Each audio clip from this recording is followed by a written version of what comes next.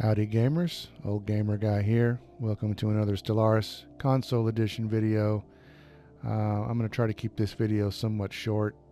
As the title says, I did finally look up a guide on sectors, because if you've been watching this series I've been doing, you have noticed, I'm sure, that sectors really confused me, and I've spent like 5 videos trying to go through it and puzzle it all out myself.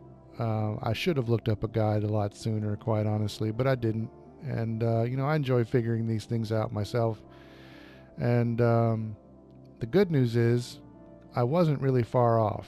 The bad news is it took me a long time to get there, and I wasted influence, deleting and reforming these sectors several times. I probably am still off in terms of how big these sectors are. That's probably not a good thing, but I'm just going to leave them like they are. I'm not going to go too deeply into this because I didn't look up, for instance, the expansion planner, so I don't even know. I still don't know what this this screen is really.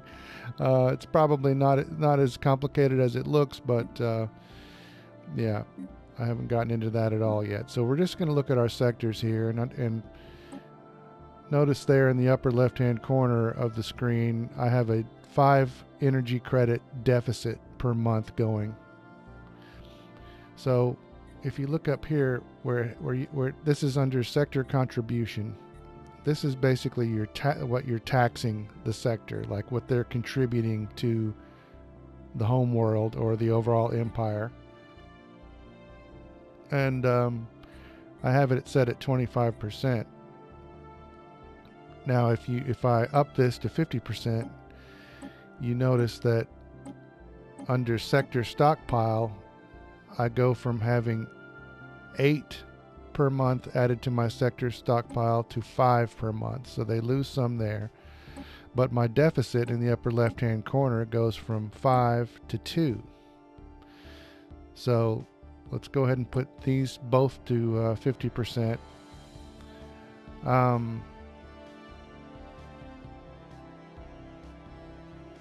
And then before I go to the other screen for the other sector, I am going to go ahead and turn some of this other stuff on.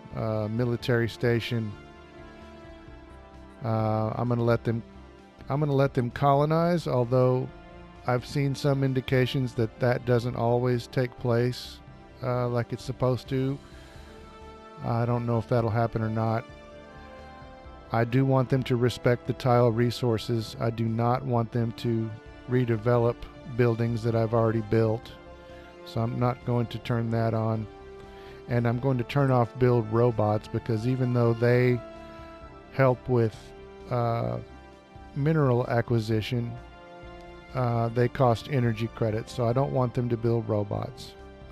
And I'm going to stay with a balanced focus. And let's see, I'm going to go ahead and give them some extra minerals here. Now, and then one more thing, if I go over here to this little, it looks like kind of like a little thought bubble. It shows you your sector projects. They're currently constructing a building, and they are developing a spaceport, which I've never even, I never have seen how to, I have not known how to do that myself. And they're planning to construct a defense army at Febreze. Okay, so now let's go to beta and kind of do the same thing. Put that up to 50%, that up to 50%. They've got a decent stockpile here, so I'm not going to add any minerals or energy to them at the moment. Military stations, that they will this is another thing where the AI can be kind of hit and miss, but they will build defensive stations for you. We'll see how that goes in terms of my energy drain. but I'm going to allow them to build military stations. They'll build ships, including construction ships that can go out and build mining stations, research stations, and all that. And I'm going to go ahead and leave this unbalanced once again. Now, I don't know. Do these guys? Okay. When I created the sectors, it kicks off the governor of the planet. So I'll give. I don't know which of these guys was on which planet, but I'm going to put this one on this sector, and this one on this sector. So now they at least have leaders.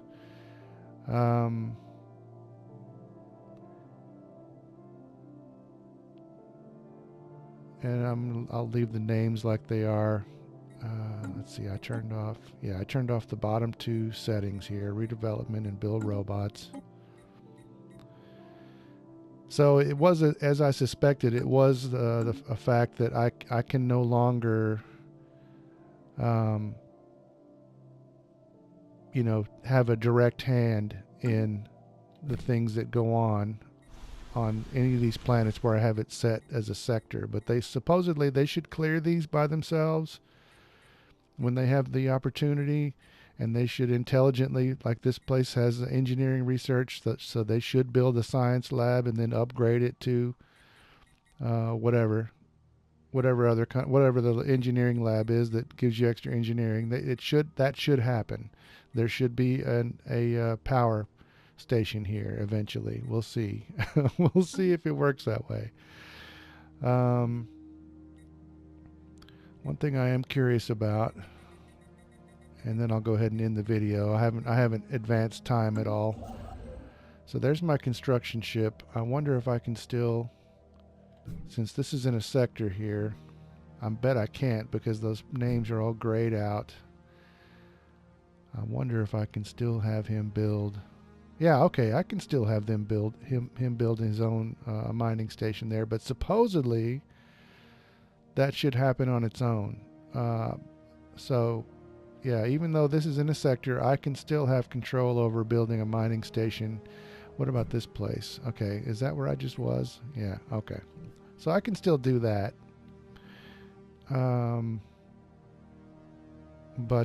Yeah, these planets, Chorus, or Potpourri, this is gonna develop. Whoops, crap. It's going to develop on its own apparently, and we'll see what happens. And I'm going to have to watch and see what they need in terms of energy and minerals to complete their projects. But we'll see how it goes. I'm reasonably optimistic. So yeah, we'll of course be looking back at this sector stuff again, because I'm not going to be able to let it go. But for now anyway, that's the state of the sectors in my game, and in the next video we'll let the time run forward and see what happens.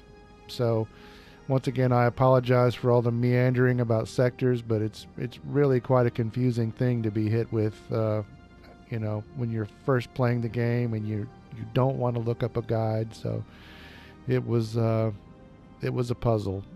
So I appreciate it if you stuck with me through all that, but we'll get back to a regular gameplay hopefully in the next episode. So thanks for watching.